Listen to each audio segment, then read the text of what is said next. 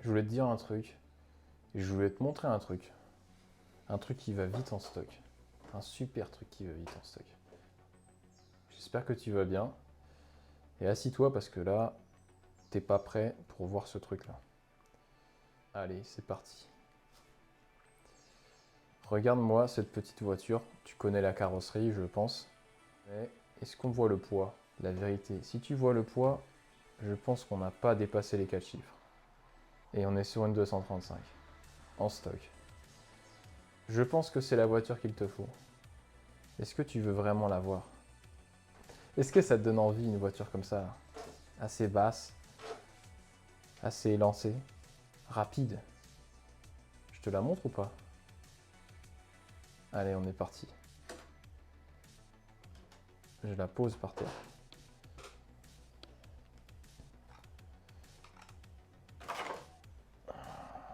Tu vois l'architecture? Le pod, un gros pod bien costaud. Avant, c'est Automatics.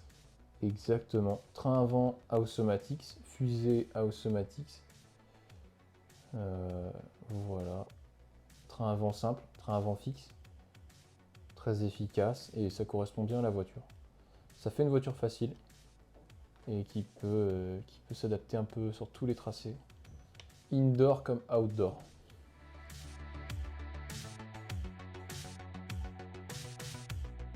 Alors maintenant, petite présentation technique sur cette magnifique voiture.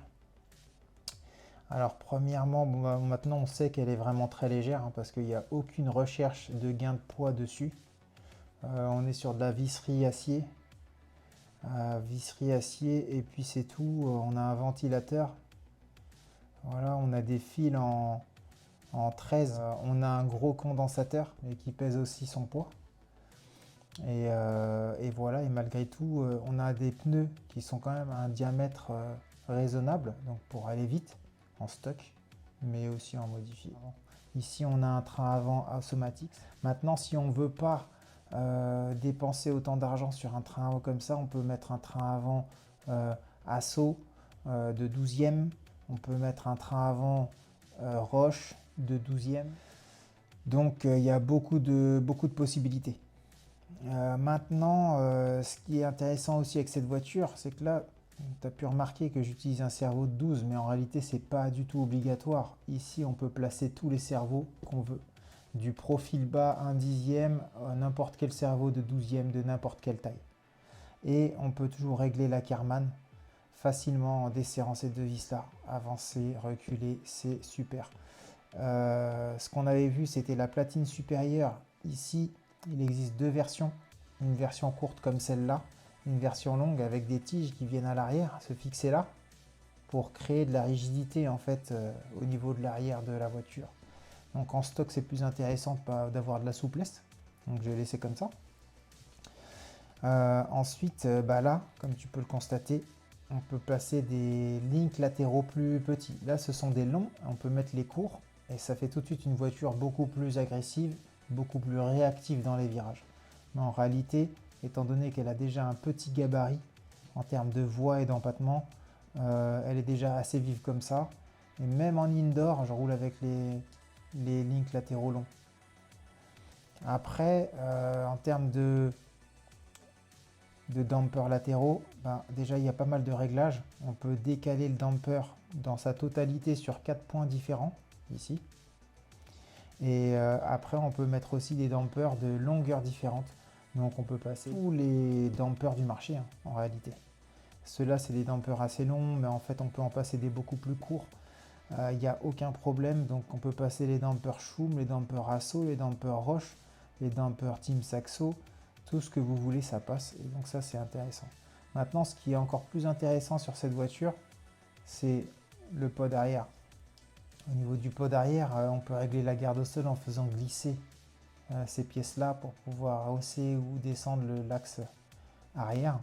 Et donc c'est vraiment beaucoup plus facile et il y a une plus grande amplitude de réglage pour pouvoir ajuster de façon parfaite la garde au sol arrière. Et la garde au sol avant, en fait, on va avoir des petites cales en carbone. Des petites cales en carbone qu'on peut acheter en plus chez Bezerk. Et grâce à ça, en fait, on peut enlever et mettre très facilement en moins de 30 secondes régler la garde au sol avant. Voilà ce que je peux dire sur cette voiture. Bien sûr, on peut mettre n'importe quel amortisseur de n'importe quelle marque. On a aussi un réglage très important parce qu'en fait, c'est une voiture qui est un peu spéciale. On peut mettre uniquement le pack en long. Mais par contre, on va pouvoir jouer sur le placement des ressorts latéraux. Je ne sais pas si ça se voit ici. Ressorts latéraux, on peut les placer sur deux points différents, à l'intérieur ou à l'extérieur.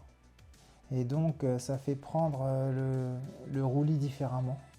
Donc, plus à l'intérieur, la prise de roulis va être un peu plus rapide, un peu plus incisive. Et à l'extérieur, ça va être beaucoup plus calme, beaucoup plus posé. Et donc, c'est intéressant si on a besoin d'avoir une voiture beaucoup plus stable.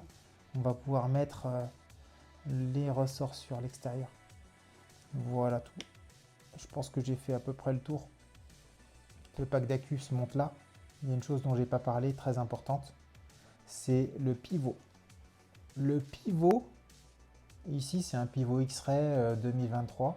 Et en fait, tous les pivots old school, en partant du Roche, Asso, même je crois le CRC, le Team Saxo, ce sont les mêmes. Et en fait, cette voiture, elle est faite pour fonctionner avec ces vieux pivots là. Voilà ce que je peux dire sur cette voiture.